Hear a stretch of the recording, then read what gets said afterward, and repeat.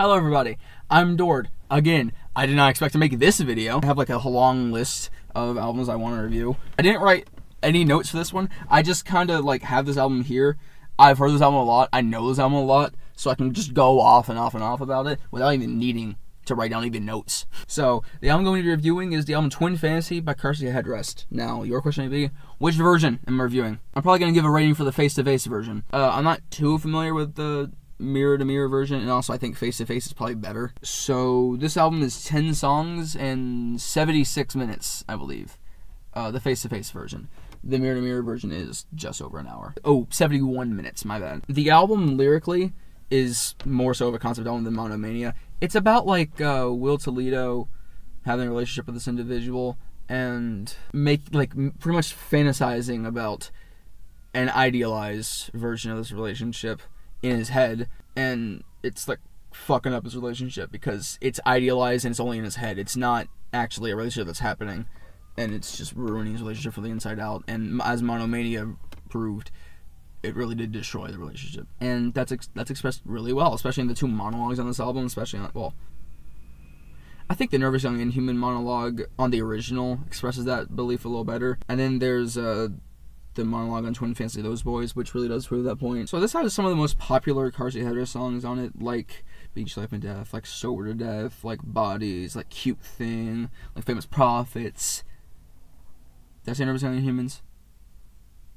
I said now. And yeah, pretty much this album's just like a banger from front to back. I just love listening to this album. It's like, I will say I kind of do prefer listening to Monomania in some way because it does have ways of switching songs up. And even if I do want to listen to like a more indie banger on that album, I could just listen to like Sleeping with Strangers, and even then that's more like post-punk revival-y. And another thing I want to point out, which I actually didn't even mention in the Monomania review when I had the opportunity to, but again, song structure goes off. That's a thing Car Seat Headrest that I mentioned is like a strong suit of Car Seat Headrest. You know, they make these really long songs and they develop them in interesting ways, and it's just really amazing to listen to. It keeps your attention for the entire like 13-minute runtime, and I think this album really does prove that.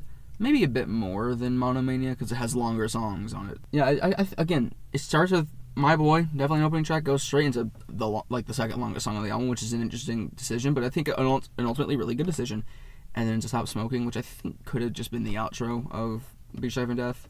Maybe. Kind of like how that like weird little like electronic ditty at the end of the Ballad of Casa Concordia is attached to the end of the Ballad of the Casa Concordia instead of being a completely separate song. And again, this album does have a variety. It has like that weird piano post-rock bit at the end of Famous Prophet Stars, which samples an earlier Car Seat Headrest song, Pain Star, which was actually meant to be at the end of Famous Prophets on the original version, but he didn't know where to put it in the original version, so he just kind of kept it in the backlogs and like eventually released it on Disject and Membra. And again, it does vary it up. It has like that weird monologue part at the end of Nervous Young Inhumans, which is really cool. It has a constantly building song of My Boy. It has the really trippy, psychedelic Cute Thing, or no, not Cute Thing, High to Death, the song right after Cute Thing, sorry. And Cute Thing really is just like, it's kind of like Bodies in the first half of Nervous Young Inhumans, which is just like a indie rock that you can just listen to pretty much endlessly. And I think Cute Thing is actually one of my most streamed songs. That has a small issue I have with this album. I feel like this album, it does vary it up. I feel like it doesn't vary it up enough.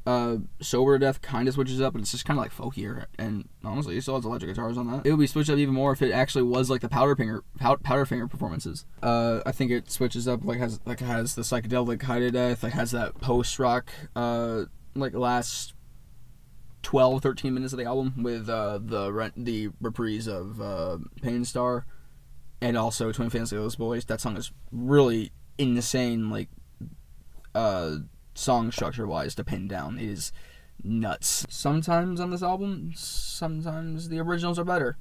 I think the original version of Beach Life and Death is better than the remake. I think the original version of Cute Thing goes toe to toe with the remake of Cute Thing, although the remakes are sometimes like just way better because they feel way more complete. Like High to Death is a perfect example. In the remake, it has a lyrical reprise of Overexposed. I don't know if it's specifically Overexposed Enjoy because that same part also. And in that also goes into like a weird experimental tape loop thing where it has like somebody talking, pretty much like breaking down like Will Toledo's thought process now and making the remake of Twin Fantasy. I didn't feel very well when I painted the first one. I didn't feel very well when I painted the last, and that kind of thing. All of that is just completely not in the original. It just kind of has like the ball on fire center things and then just fades out. It feels really incomplete the way it's done. And Famous Prophet's Stars, I feel like Famous Prophet's Minds on the original does end well.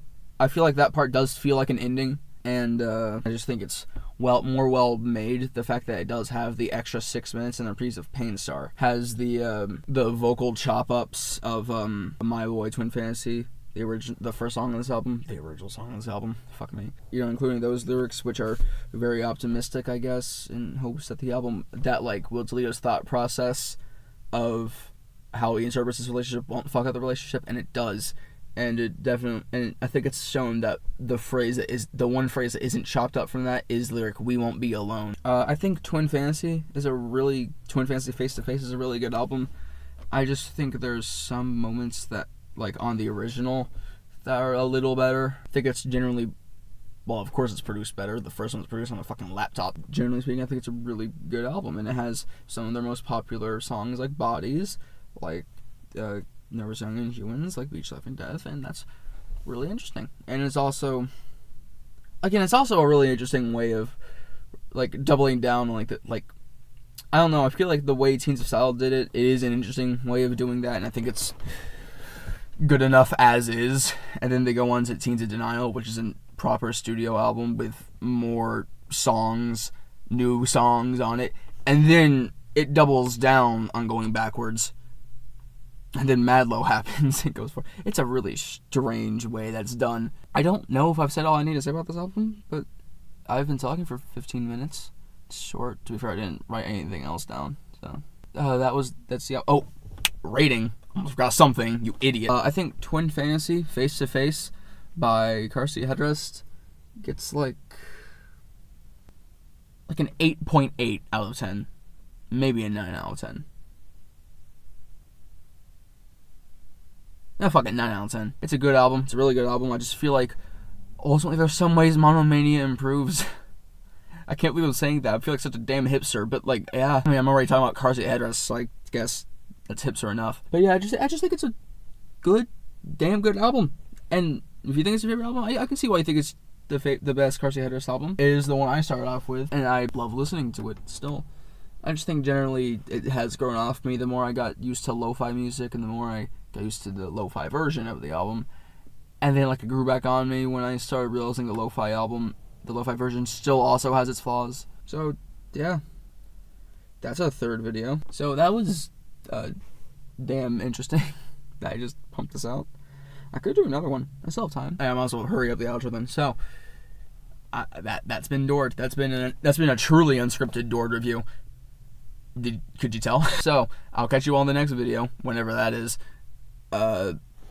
Peace out. Bye y'all. Y'all are cute. Y'all awesome. Y'all are cool. I'm glad y'all watch these videos. Goodbye. I need to press the stop button now.